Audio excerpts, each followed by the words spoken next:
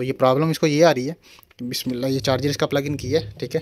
तो ये turning on किया हमने इसको, तो ये इसके कैप्स लॉक की जो लाइट है ना, ये ब्लिंक कर रही है। 1 2 3, ठीक है। ये 3 दफ़ा इसकी जो है ना कैप्स लॉक की जो लाइट है ये ब्लिंक करती है। तो ये तकरीबन कंटिन्यूसली 3 दफ़ा लाइट जो है ना ब्लिंक कर रही है, ये इशू आ रहा है इसको। तो चलें ये फॉल्ट ट्रेस करते हैं कि कैप्स लॉक की लाइट 3 दफ़ा जो ब्लिंक करती है, इसका एरर क्या है, कि साइड साइड पे जो है ना ये एरर आता है, कौन सा एरिया डिस्टर्ब है। तो बिस्मिल्लाह।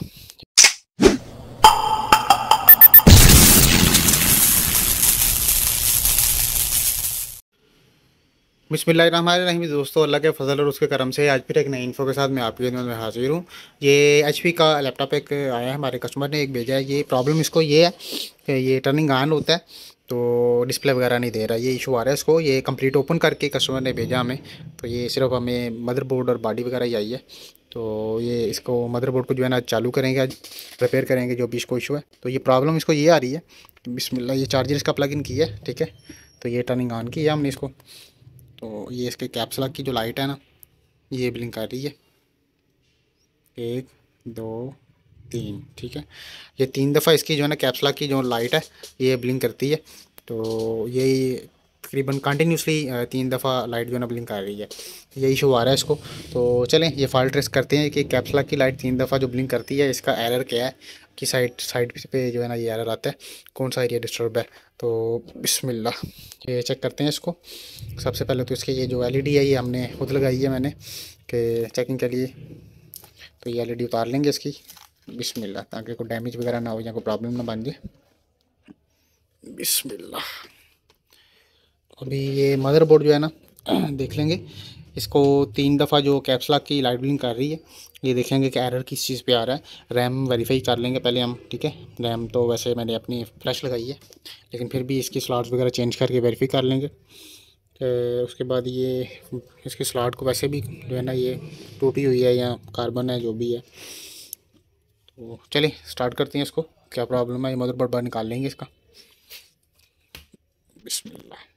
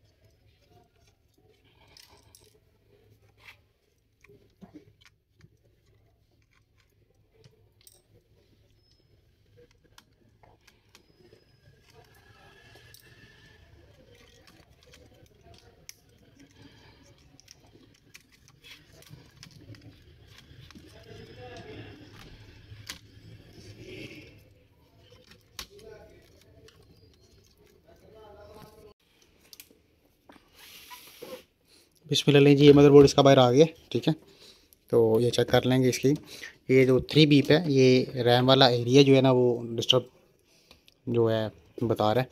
तो रैम तो वैसे वेरीफाई कर लिया हमने, ठीक है। तो ये रैम के जो डी रैम वोल्ट हैं वो नहीं बन रहे इसके। तो डी रैम वोल्ट किधर से बनेंगे, ये रैम आईसी लगा हुआ है इसका, ठीक है। इसके डी रैम वोल्ट चेक कर लेंगे, बन रहे हैं या नहीं बन रहे, ये जो भी प्रोसेस है इसका। तो चले देखते हैं इसको। जी बिस्मिल्लाह, ये चेक किया है इसके, ये डी रैम वोल्ट है 118 नंबर पिन पे, ठीक है। ये रैम की 118 नंबर पिन पे डी रैम वोल्ट 1.2 वोल्ट जो है ना वो नहीं जो है ना आ रहे। तो ये 118 नंबर पिन जो है वो बैक से इधर आती है। ये चेक करें, ये पीएफ पे आती है। उसके बाद ये प्रोसेसर के पास ये रजिस्टेंस लगी हुई है एक, ठीक है। अभी ये रजिस्टेंस जो है ना डी वैल्यू हो गई थी, जिस वजह से ये डी रैम वोल्ट नहीं बन रहे थे, ठीक है। तो अभी हमने इसको रजिस्टेंस को जो है ना वो जंपर डाला, तो ये 1.82 वोल्ट जो है ना वो क्रॉस होके आगे, ठीक है। तो अभी ये मदरबोर्ड जो है ना हम लगा के इसको तो चेक करते हैं कि प्रोसेसर अब गर्म हो रहा है, सही हीट अप होना स्टार्ट हो गया। तो अब ये बोर्ड हम फिटिंग करके तो चेक करते हैं इसको, ठीक है, वेरीफाई कर लेंगे इसको। तो आज के लिए इतना ही, हमें इजाज़त दें। अल्लाह हाफिज़।